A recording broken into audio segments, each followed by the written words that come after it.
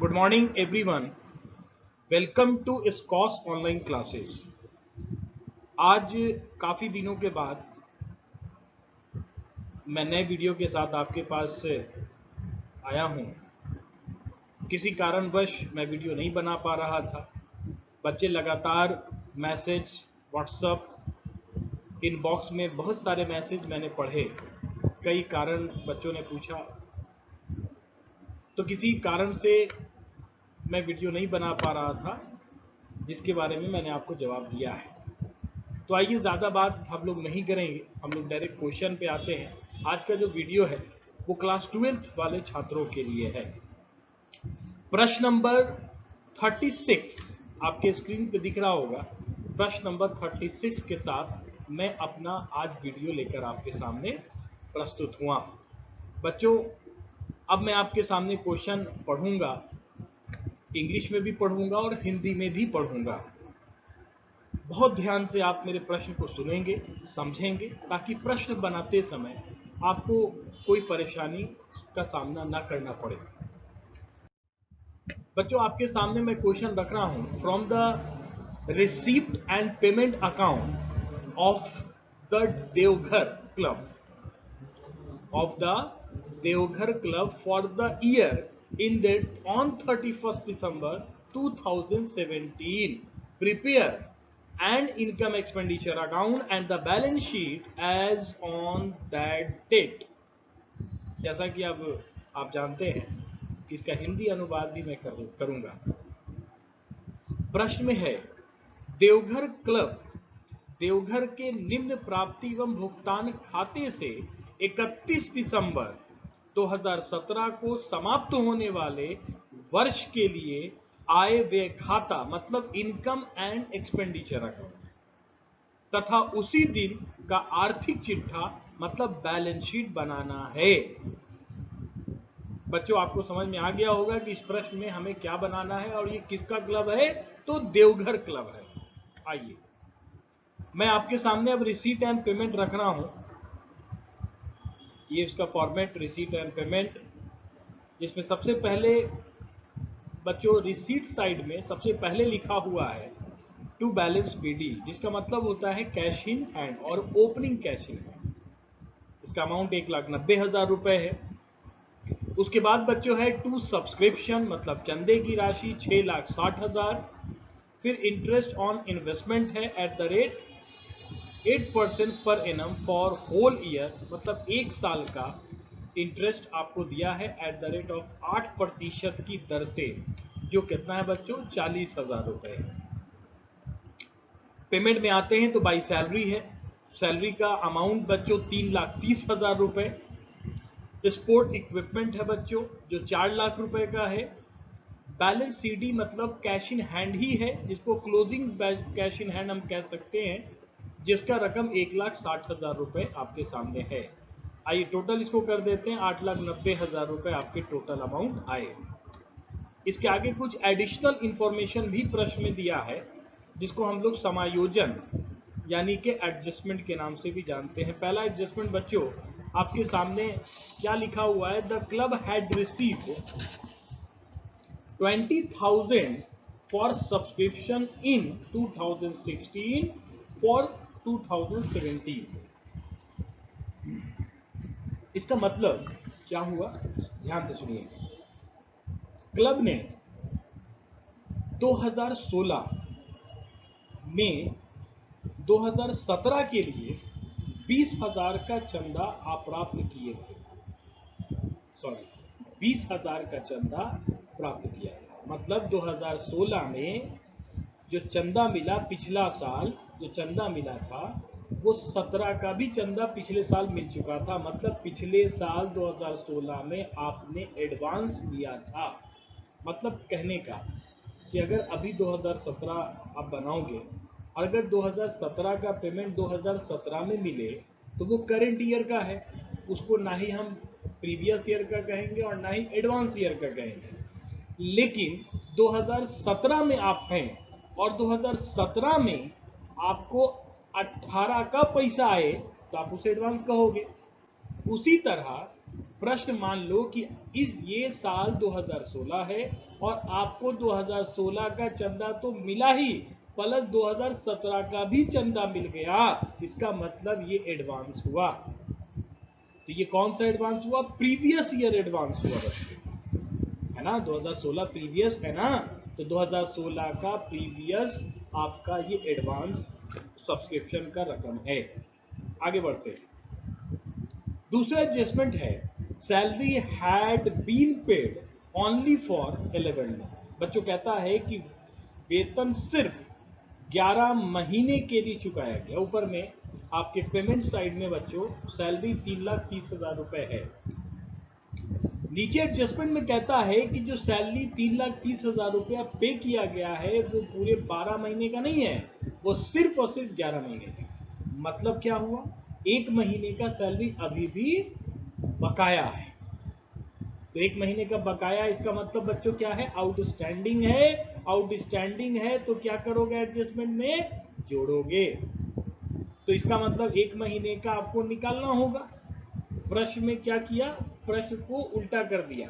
एक महीने का ना देकर ये बता दिया कि 11 महीने का दिया, एक महीने का नहीं हुआ इसका मतलब। तो एक महीने का रकम आपको निकालना होगा। कैसे निकालोगे? बहुत आसान।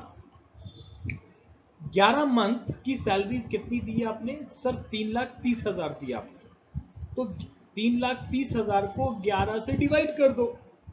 डिवाइड करोगे तो 11 को आप जैसे ही 3,30,000 से डिवाइड करोगे तो बच्चों कितना आएगा?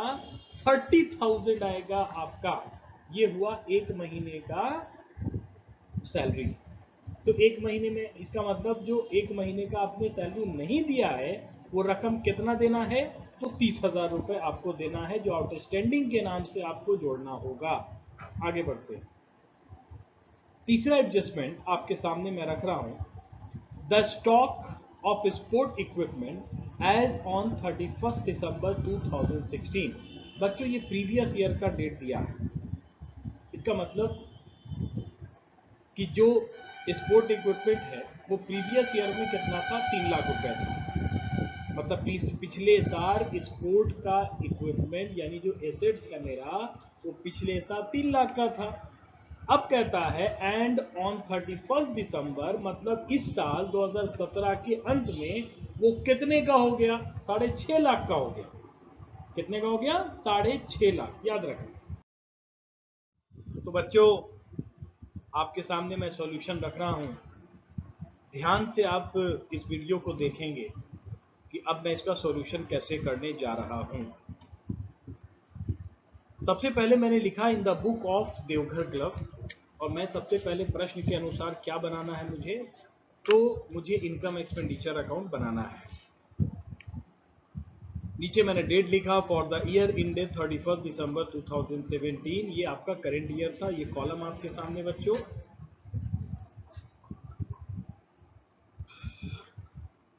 एक तरफ एक्सपेंडिचर अमाउंट, इनकम और अमाउंट। सबसे पहले प्रश्न में रिसीट साइड में सब्सक्रिप्शन लिखा हुआ था जिसकी रकम 6,60,000 रुपए थी। और एडजस्टमेंट पे आते हैं तो एडजस्टमेंट में लिखा हुआ था कि पिछले साल का एडवांस कुछ रकम था। तो करंट ईयर का एडवांस होता है तो आप क्या करते हो? लेस करते हो।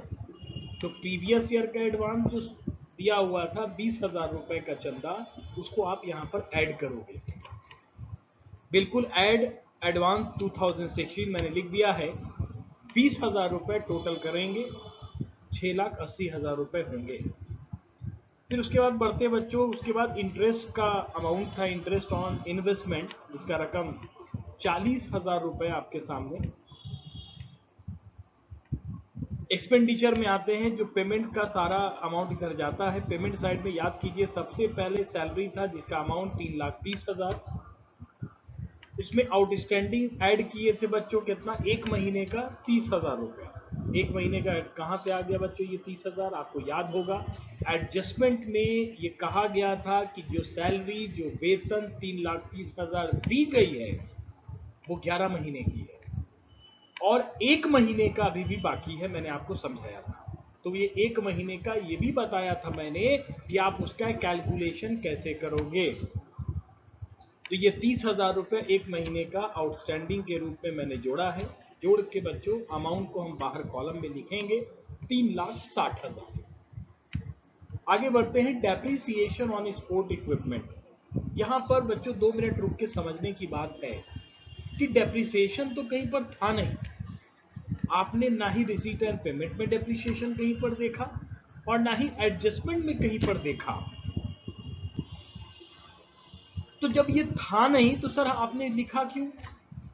तो बच्चों ठहरो,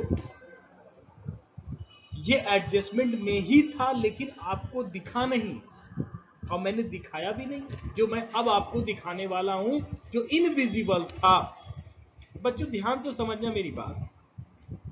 लास्ट एडजस्टमेंट तीसरा नंबर क्या कह रहा था?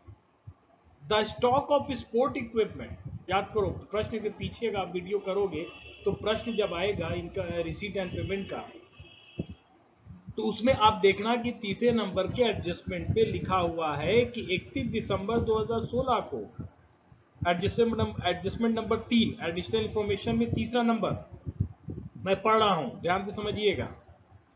31 दिसंबर 2016 मतलब पिछले साल 3 लाख रुपए का इक्विपमेंट था। तो 3 लाख का जो इक्विपमेंट था वो पिछले साल का था, तो इस साल भी तो मेरा ही है ना।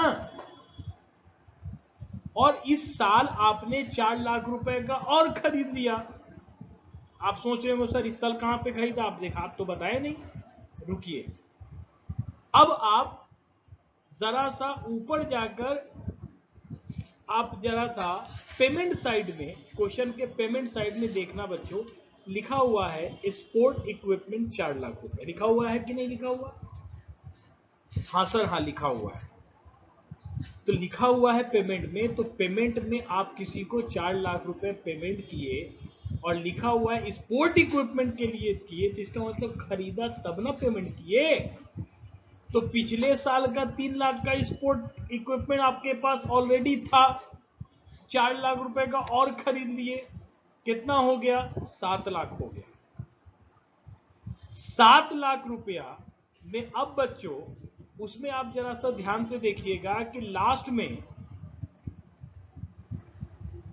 31 दिसंबर 2017 में आपको एडजस्टमेंट तीसरे नंबर पे लिखा हुआ है कि 2017 में स्पोर्ट के 6.5 लाख के ही इक्विपमेंट है, तो 50,000 कहां गया? बात समझा? एडजस्टमेंट में 6.5 लाख रुपए दिया हुआ है और हमने जोड़कर कितना निकाला? 7 लाख। तो कंपनी बोल रही है 7 लाख तो थे, लेकिन आज के डेट में उसका वैल्यू निकाला गया तो 7 लाख के नहीं थे, वो 6.5 लाख के ही थे। इसका मतलब 50,000 रुपये घट गया। तो 50,000 जो घट गया वही डेप्रिसिएशन हुआ ना। उम्मीद करते हैं समझ में आ गई होगी बात। तो 50,000 रुपये आपका ये इक्विपमेंट का डेप्रिसिएशन था। बच्चों इसके अलावा कोई इसमें कोई क्वेश्चन नहीं है, बस आप टोटल कर लेंगे। टोटल करने के बाद डेबिट से क्रेडिट घटाएंगे, जो अमाउंट बचेगा 3,10,000 रुपये वो आपके सरप्लस होंगे। टोटल रकम आपके सामने 7,20,000 रुपये है। तो ये था आपका इनकम एंड एक्सपेंडिचर अकाउंट। आगे बढ़ते हैं calculation of opening capital fund, जिसको हम बैलेंस शीट भी कहते हैं, मतलब ओपनिंग बैलेंस शीट कहते हैं। डेट मैंने दिया है 31 दिसंबर 2016, मतलब पिछले साल का बैलेंस शीट मैं बनाने जा रहा हूं। ये कॉलम आपके सामने, लायबिलिटी रुपीज, एसेट्स रुपीज। सबसे पहले कैश इन हैंड लिखते हैं। तो कैश इन हैंड जो है बच्चों, इसमें जो भी इंफॉर्मेशन लिखा जाएगा वो पिछले साल का ही लिखा जाएगा, क्योंकि ये बैलेंस शीट, ये ओपनिंग कैपिटल फंड जिसको मैं कह रहा हूँ, वो पिछले साल का बैलेंस शीट होता है। तो जो इंफॉर्मेशन होगा वो भी पिछले साल का होगा। तो कैश इन हैंड जो है वो सबसे पहला उसका रकम 1,90,000 रुपये आपके रिसीट साइड में बैलेंस बीडी के रूप में था, जो मैंने लिखा। रिसीट साइड में बैलेंस बीडी जो लिखा था उसी को कैश इन हैंड कहते हैं। ये मैंने आपको बार बार बताया है, जिसका रकम 1,90,000 रुपये है। उसके बाद पिछले साल का ही एसेट्स। एडजस्टमेंट लास्ट में याद कीजिएगा, पिछले क्वेश्चन में एक जगह दिया हुआ था कि इंटरेस्ट 8% इन्वेस्टमेंट पे लगाया गया था। तो ये तो पता था कि इंटरेस्ट 40,000 रुपए है, लेकिन ये 40,000 जो है वो 8% किस अमाउंट का है ये नहीं पता था। ये आपको निकालना है। कहां निकालेंगे? तो नीचे वर्किंग नोट 5 लाख रुपए मैंने लिखा है, ये वर्किंग नोट करके दिखा रहा हूं कि 5 लाख कहां से आया। याद कीजिएगा बच्चों, इन्वेस्टमेंट 2016 में 40,000 रुपए इंटरेस्ट थे, आपके प्रश्न में लिखे हुए हैं, इंटू 100 कर लेंगे और 8% जो था वो 8 को नीचे डिवाइड कर देंगे। जैसे ही डिवाइड करेंगे तो आपको पता चल जाएगा कि आपका जो इन्वेस्टमेंट था वो 5 लाख रुपए आया। यानी कि 5 लाख रुपए आपने बैंक में जमा किया होगा, तो 5 लाख का 8% आपको 40,000 रुपए इंटरेस्ट मिला। तो प्रश्न ने क्या किया, क्वेश्चन में उल्टा दे दिया कि आपको 5 लाख देना चाहिए था, उसने नहीं दिया, उसने डायरेक्ट 40,000 दे दिया और बोला कि कितना इन्वेस्टमेंट है ये बता दो। तो इसलिए मैंने आपको ये 5 लाख निकाल के दिखाया कि ये कहां से आए। स्पोर्ट इक्विपमेंट पिछले साल 3 लाख रुपए के थे, मैंने चिल्ला चिल्ला के बताया आपको। सब्सक्रिप्शन पिछले साल एडवांस था बच्चों इन 2016 फॉर 2017, 20,000 रुपए जो मैंने लायबिलिटीज के रूप में लिखे हैं। उसके बाद जो बच जाएगा टोटल आप एसेट्स को जोड़ लीजिएगा, लायबिलिटीज को घटा लीजिएगा, जो बचेगा बच्चों वो होगा आपका कैपिटल फंड। बहुत आसान प्रश्न था, बहुत आसान, बहुत छोटा, बहुत जल्दी मैंने इसको निकाल के आपके सामने रख दिया। टोटल आप इसको कर लेंगे 9,90,000 और 9,90,000। आगे बढ़ते, अब मैं आपके सामने बैलेंस शीट रख रहा हूं, मतलब करेंट ईयर का बैलेंस शीट, जिसको क्लोजिंग बैलेंस शीट मैं कहूंगा। यहां पे डेट लिखा हो बच्चों 31 दिसंबर 2017, पिछले वाले में लिखा था मैंने 31 दिसंबर 2016, मतलब वो पिछले साल का था और ये बैलेंस शीट करेंट ईयर का है। ये कॉलम सबसे पहले इस साल स्पोर्ट इक्विपमेंट मेरे पास कितने के आए, तो इस साल, पिछले साल 3 लाख रुपए के थे। इस साल मैंने खरीदा था एडिशनल, जिसको मैं कहूंगा परचेज भी कह सकता हूं, 4 लाख रुपए। 4 लाख के बाद बच्चों टोटल कितना हो गया था है 7 लाख रुपए, मैंने चिल्ला चिल्ला के बताया आपको। लेस बच्चों कर दूंगा यहां पर डेप्रीसिएशन 50,000 जो मैंने आपको समझाया था, जिसका वर्किंग नोट मैं आपके सामने कर रहा हूं, ध्यान से समझिएगा। पिछले बार मैंने आपको ऐसे ही समझाया था, अब मैं लिख कर आपको वर्किंग नोट करके समझा रहा हूं। किन्हीं बच्चों को ये ना समझ में आया हो कि डेप्रीसिएशन सर आप कहां से निकालें, तो अब बिल्कुल आपको समझ में आने वाला है। ये डेप्रीसिएशन स्पोर्ट इक्विपमेंट पिछले साल 3 लाख रुपए का था, आपने दोबारा खरीदा 4 लाख रुपए का, टोटल हो गए 7 लाख। लेस इक्विपमेंट 6.5 लाख रुपया क्लोजिंग बैलेंस आपके एडजस्टमेंट 3 नंबर में दिया हुआ है कि 2017 के डेट में स्पोर्ट इक्विपमेंट 6.5 लाख का ही बच रहा है। इसका मतलब जो डिफरेंसेस दिख रहा है आपको 7 लाख और 6.5 लाख का, वो 50,000 रुपया ही आपका डेप्रीसिएशन है बच्चों। वही 50,000 मैंने यहाँ घटाया है, लेस करने के बाद 6.5 लाख रुपए यहाँ पर मैंने लिख दिया कि ये 6.5 लाख रुपए आए आपके। आगे बढ़ते, इन्वेस्टमेंट आपका पिछले साल जो था वो 5 लाख रुपए का था, इस साल भी 5 लाख है। और कैश इन हैंड बच्चों आपका 1,60,000 रुपए आपके पास था, वो भी मैंने यहाँ पर पेमेंट साइड में सबसे नीचे बैलेंस सीडी लिखा हुआ है, वही कैश इन हैंड यहाँ पे लिखा है। टोटल आ जाते हैं बच्चों 13,10,000। कैपिटल फंड अभी अभी मैंने निकाला था ओपनिंग बैलेंस शीट बनाकर, जिसका रकम 9,70,000 रुपए था।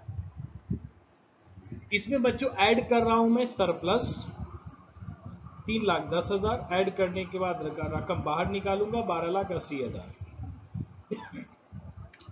आउटस्टैंडिंग के रूप में सैलरी बच्चों याद करो 1 महीने का ड्यू था, जो मैं यहां लिख रहा हूं 30,000 रुपए। बस बच्चों अब कुछ नहीं बचा है आपका, ये टोटल मैं अब इसको कर दूंगा। टोटल करने के बाद 13,00,000